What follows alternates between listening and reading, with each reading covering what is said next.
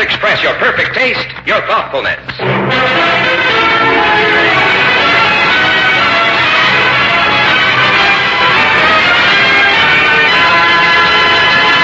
The makers of Hallmark greeting cards present The Master Swindle, starring Paul Muni.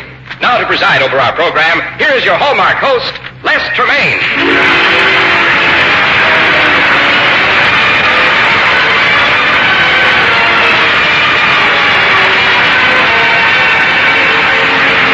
Good evening, ladies and gentlemen. This is the day of new wishes and new hopes. Ours is simply to bring you another year of great entertainment on the Hallmark program. We're starting tonight with a strange story of intrigue and one man's ambition. One of the most startling stories to come out of post-war Europe. And to play it, we have that superb actor, Paul Muni.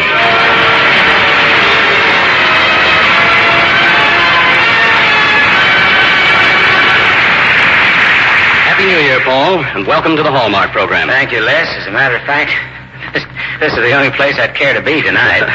Outside of my own home. What do you usually do New Year's night? Well, my wife and I like to spend it at home, looking over all the holiday cards we received. Making your next year's list? No, just sort of thinking about friends. Mm-hmm. But you know, Les, after listening to you so often, we got into that habit you talk about. Oh, what habit? Well, turning the greeting cards over. There must be something to it. The three words we saw most often were a Hallmark card. Yes, those three little words tell your friends you cared enough to send the very best. And now, ladies and gentlemen, the makers of Hallmark greeting cards bring you on the Reader's Digest radio edition a great dramatic story. We call it The Master Swindle, and our star is Mr. Paul Muni.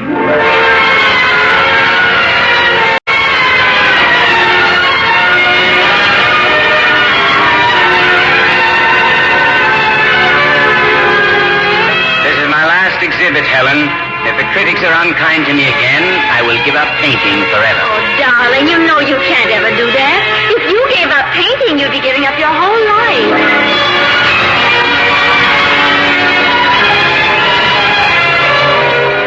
Like all the men who devote their lives to painting, I'm guilty of two crimes, perhaps. A great pride in my work and an even greater ego. Oddly enough, I had a minor reputation in Holland, and I made good money as an artist. But every time my work was exhibited, the critics panned me unmercifully. So much so that my wife refused to let me see their reviews. Now, don't ask me again, Ernest. There isn't a newspaper in the house, and if there were, I would have destroyed the art reviews. Darling, you're treating me like a little baby. I'm treating you like an artist, dear, which is practically the same thing. But how can I paint if I don't know what the people think about painting? That's the only way you can paint, Ernest. As soon as you see a review, you start breaking easels. Sweetheart, why must you deprive me of the pleasure of getting mad? Because you're a fine artist, Ernest. And these fools who say you're too commercial only set you back. What fool said I was commercial? Oh. Huss. Paul Huss. It sounds like him. He doesn't approve of my work because I see the beauty in things. Darling. That pompous little pimple. If I don't paint a nose with a wart on it, he thinks it's commercial. What else did he say? Nothing. Helen, please stop buttering me. The man has 2 columns in the newspaper. He can't fill it with nothing. Well, it wasn't such a bad review. He compared you with Vermeer. Yes, I can imagine how he did it, too. Ernest Seabrandt is nothing but a cheap imitation of Vermeer. Well, what difference does it make what he said? It isn't what he said, dear. It's what they all say, year after year, tearing me down, smothering me inside, and not even knowing what I'm trying to do. They'll know someday. Not these idiots. They're killing me, darling. They're killing me. These smug little men who pass sentence on what is good and what isn't. Do you think they know the difference? No. A modern artist hasn't a chance with these fakers. All they do is worship the old masters, and Holland has so many old masters, they just won't let a new one be born. Oh, they can't prevent you from being born, Ernest. 100 years from now... Never mind about 100 years from now. What did Haas say about me today? I'm not going to tell you. All right. Don't tell me. I'll find out for myself. Ernest, where are you going? I'm going to call on Mr. Haas in person and make him tell me to my face what is wrong with my paintings.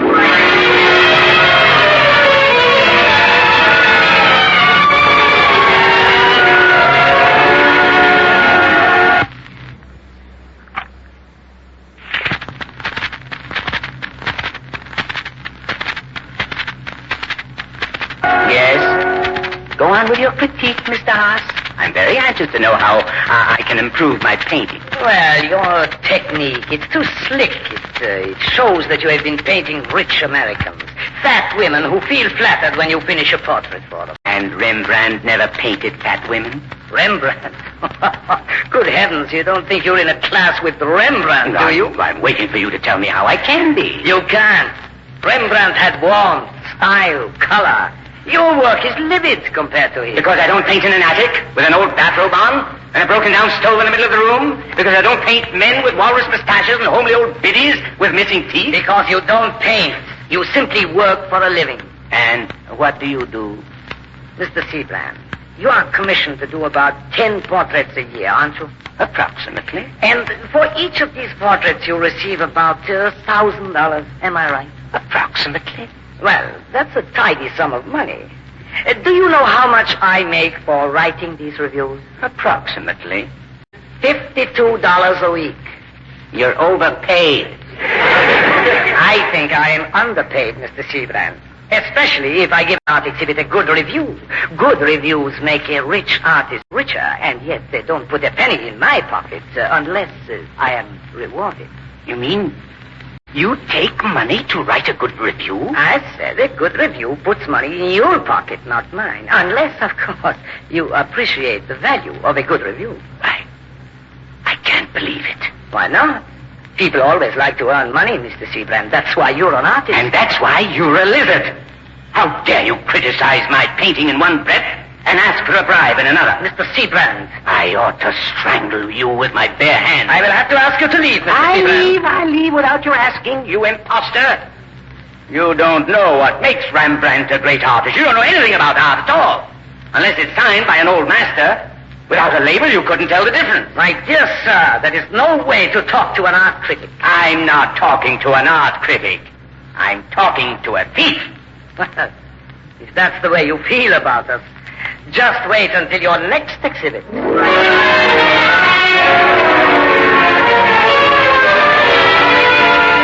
It panned me even worse after that. All of them, Haas's cronies, went out of their way to make disparaging remarks about my work in their daily columns. I stood it for a while, because there was nothing else I could do. And then one day, I thought of a way of getting even with them. Ernest, you can't. Why not? They won't know the difference. Those muddleheads judge a painting by the signature, not by what's on the canvas. Even so, everybody knows of Vermeer. Everybody, but not a critic. They'll rave about it, I tell you. A genuine Vermeer. They've got to rave about it. He was an old master. But, darling, it's taking an awful chance. If anybody finds out you signed Vermeer's name to one of your paintings, well, you'll be disgraced forever. If those critics know the difference, I deserve to be disgraced. But you can be sent to prison, can't you? For forging someone else's name on your own painting? It's worth taking a chance, Helen. Just think what it will mean if they rave about a painting of mine because Vermeer's name is on it. Think of how it will blast them out of their comfortable little thrones when I tell the world what fools they are. It'll make me, darling. It will give me a chance to prove that I'm a great artist. I don't know, Ernest. You are a fine artist, but painting in Vermeer's style and signing his name, it's such a risk just to play a joke on the critics. It's an opportunity to break the stranglehold these men have on the artistic world. Young artists won't be at their mercy anymore. But it seems so impossible. How can you paint a fake Vermeer? Aren't all of his works catalogued? I'll paint a new one. An undiscovered one. I'll buy 17th century linen for the canvas and grind my own pigment. I'll make a thorough study of his works, and by the time I finish my painting, I'll defy the experts to tell the difference. You think you can paint in Vermeer's style, darling? I mean, well enough to look like an old master? Don't worry, dear. I'll paint the greatest Vermeer ever painted.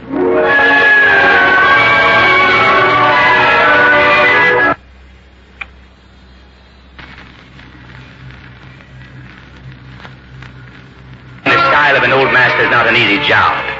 I knew the risk I was taking. Forgery is a 2-year offense, so I followed Vermeer's rules meticulously, day after day, for the 7 months it took me to complete the painting.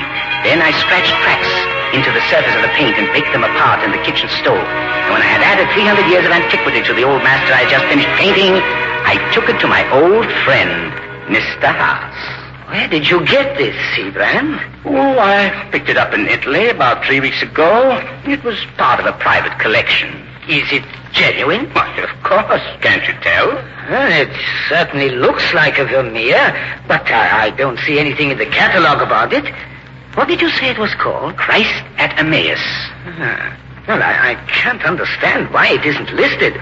But if this is an uncatalogued discovery, it's worth a fortune. Well, I don't care about the value of it, Mr. Haas. Are you crazy? Boymann's museum is looking for a Vermeer. They'll pay any amount of money for one if it's authentic. Well, I'm not selling it. I mean, I just wanted to know what you thought of it. What do you mean you're not selling it? Why not? Well... Why, you have no right to keep a discovery like this to yourself. It's an art treasure, if it's a Vermeer. Oh, it's a Vermeer, all right. Well, let's find out. Let us take it up to Boymann's museum and have it tested. This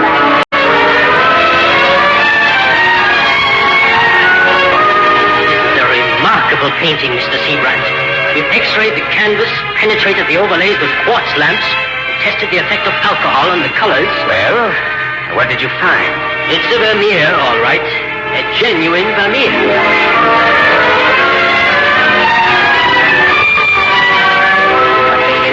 I'm buying it, darling. They want it for an immediate showing, and they're willing to pay an enormous price. Well, you can't take it, Ernest. But Helen, if they buy it, they'll move out that Holbein and put my painting in its place.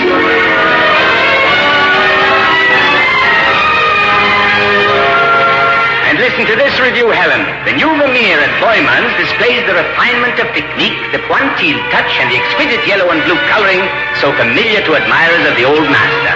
Christ at Emmaus is by far the mere best effort.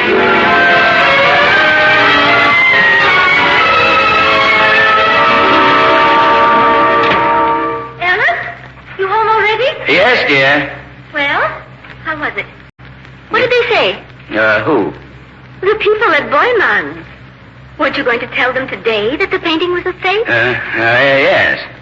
Ernest, didn't you tell them? No.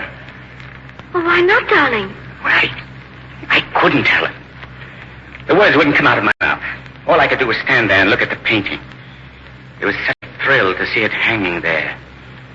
My painting. But, Ernest, it isn't your painting. Isn't it? Didn't I create it with my own hands? I didn't copy a picture of Vermeer's. I made one of my own, with his name on it. And it's the best thing I've ever done. Well, I know, but... Darling, you should have heard how they raved about it. Critics from all over the world. Seeing what I saw in it, admiring the composition, the mood. It's really great art. Helen, do you know what they did while I was there? What, dear? They made the porters bring out a carpet and place it on the floor underneath the painting, so there wouldn't be any sound of footsteps while people were contemplating the picture. Ernest. Yes, dear. Aren't you going to tell them? I can tell them. Not after seeing it hanging there, not after hearing what they said about it. I simply can't let them take it down. Well, what are you going to do?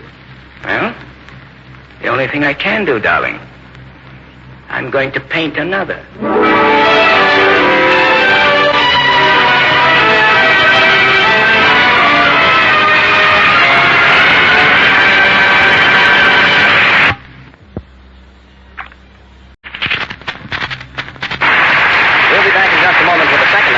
Story from the pages of the Reader's Digest, America's favorite magazine, presented by the makers of Hallmark cards, America's favorite greeting cards. And now here is Cy Harris with a New Year message from the makers of Hallmark greeting cards.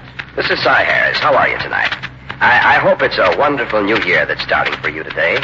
And I have a suggestion that I think will make it happier for you than last year. There's a beautiful little date book that you can obtain from your friendly Hallmark dealer. He'll give it to you free. And this unusual little book will help you every day in 1948. It will remind you of all the things you want to do when you want to do them. Why, there's space beside each date for notation so that you can jot down your social engagements, the birthdays of your friends, anything you want to remember. And it's small enough to slip into your handbag. You'll be proud to carry it everywhere, or you can keep it right beside your telephone, for it's really beautiful. You'd never think anything so attractive could be so useful. And it's free. A little present that your Hallmark could give to you. Just ask for your 1948 Hallmark date book at the store where your host, Les Tremaine. Our program continues now with the second act of tonight's story, The Master Swindle, starring Paul Muni.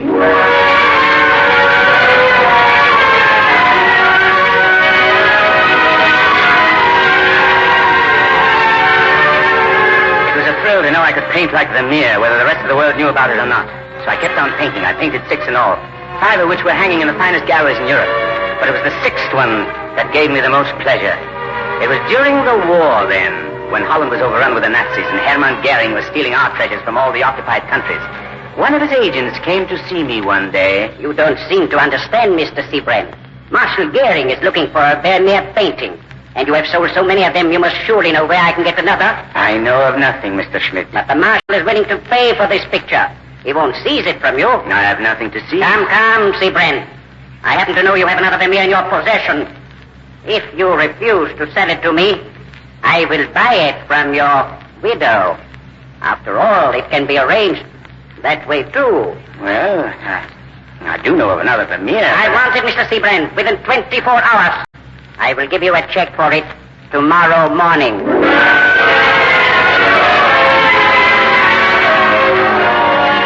600,000 marks, Helen. That swine Goering paid for it out of his own pocket. Imagine 600,000 marks for a fake art treasure. This time the money pleases me, Evan. Pleases you, darling. This is the greatest swindle in history. And Hermann Goering is the goat.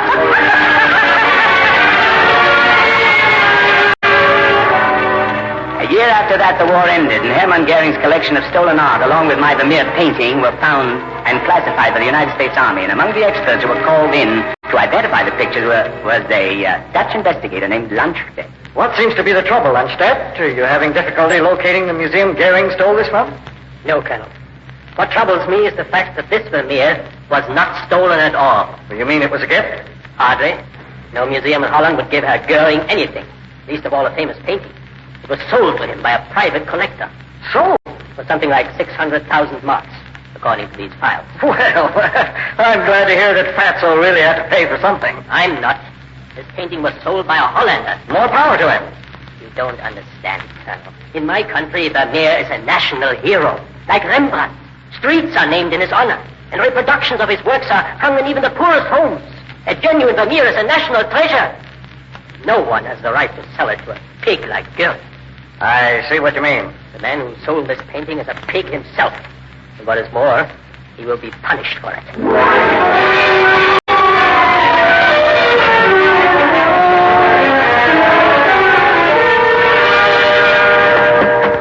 Open up. Open up in the name of the law. Why? What's wrong, officer? Mr. Seabrand. Ernest Seabrand. Yes? Get your hat, Seabrand. Come with me. You're under arrest. Arrest? I don't understand. On what charge are you arresting me? The most contemptible charge there is. Collaboration with the enemy.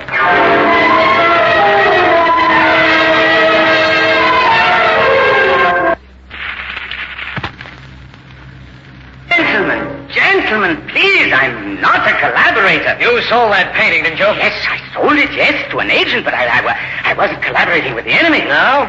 Where did you get it? I bought it from an Italian dealer. It was part of a private collection. Bought it from an Italian fascist and sold it to a Nazi. No, you're not a collaborationist. You're just a skunk. Now, you see here the painting I sold to Goering. Yes? Well, it wasn't the national treasure. I mean... What do you mean, Seabrand? It was a Vermeer, wasn't it? Well, yes, it was. It's a Vermeer, but it wasn't worth the price he paid for it. What's that got to do with it? Well, nothing, I suppose. But if I could just make you understand that That you what? nothing. I can't tell you. You'd better tell us, Seabrand, everything you know. Collaboration is a serious offense, punishable by death. Good Lord. You wouldn't hang a man for selling a painting, would you? This was more than a painting. You did Herr Goering a great favor when you let him have this masterpiece. And I'm sure he returned that favor in many ways. That's a lie. I was treated the same as anybody else. Sit down, Seabrand. And let you accuse me of seeking favors from men like Goering and the rest of those swine? Don't you think I saw what they did to us here? Where do you suppose I was during the war? In Switzerland? Sit down, Seabrand. No, I sat for 5 long years. While they starved us and stole from us and killed the little children in the street. I sat down while they lived in my house, giving me orders at the point of a bayonet and slapping me with those greasy paws. Do you think I collaborate with them? All right, that's enough. Gentlemen, I've done many things in my life, but I've never been a traitor to my country.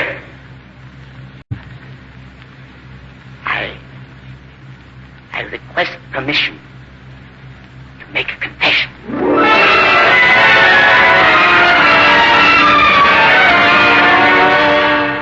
my story just as I've told it to you. And when I was finished, the chief of police looked at me and said, It's an astounding story, Seabrand. I know it is, Mynheer. I hated to admit I forged these paintings, but I proved I'm not a collaborationist. It remains to be seen. I've heard confessions before. What are you driving at? It's a good story, Seabrand, but I don't happen to believe it. Good glory. Do you think I made it up? It would be a fairly smart idea if you did. Dodging a big crime by confessing a small one is an old standby. Well, it isn't going to work in this case. But you're insane if you... Insane or not, I'm going to have this painting examined by experts. They'll know if you're telling the truth. No, they won't. They've examined it before. They'll examine it again. And if this painting is a genuine Vermeer, your confession won't be worth a hang.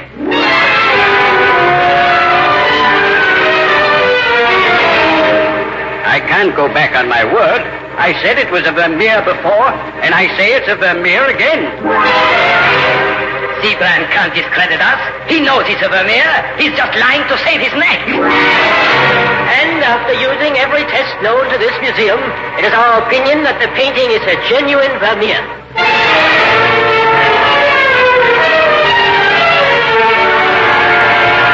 It's an outrage. An outrage, I tell you. Those fools are making the same mistake all over again.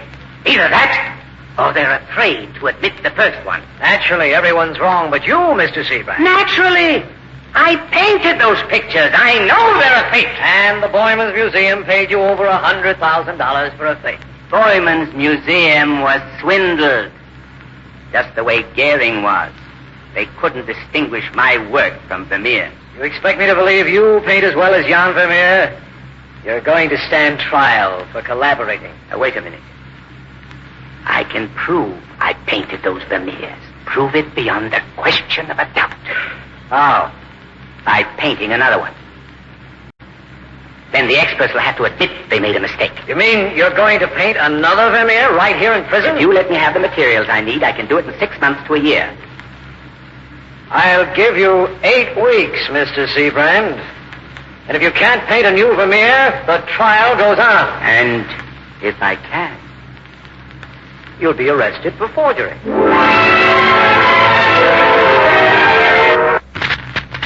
Lazuli. I need the powdered stones, and I can't use linseed oil. It won't dry. Badger hair brushes. Only badger hair. And don't forget to overheat the paint. It's done, Helen. At last it's done. Oh, they rushed me so I never thought I'd finish. So you're not finished yet, Ernest. Why not? I've got to take it home and bake it in the kitchen stove.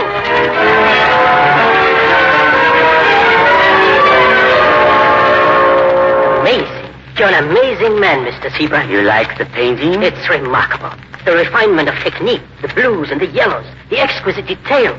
I didn't think it was possible for any man to copy someone else's style so completely, without a single flaw. Oh, but there are flaws.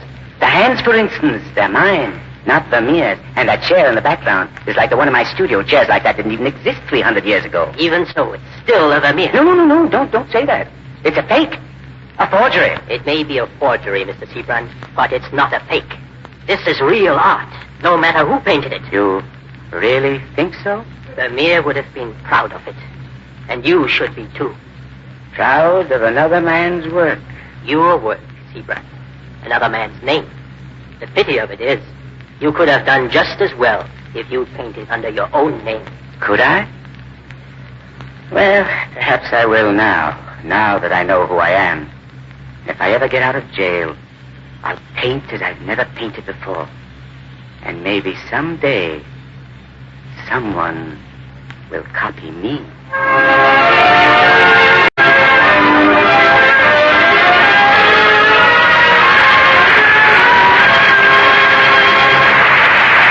Thank you, Paul Muni. Ladies and gentlemen, Paul Muni will be back in just a moment. But first, here's Cy Harris again. You know, a neighbor of ours just got one of the 1948 Hallmark date books, and she said she could hardly believe it, that she had obtained anything so attractive and so useful free.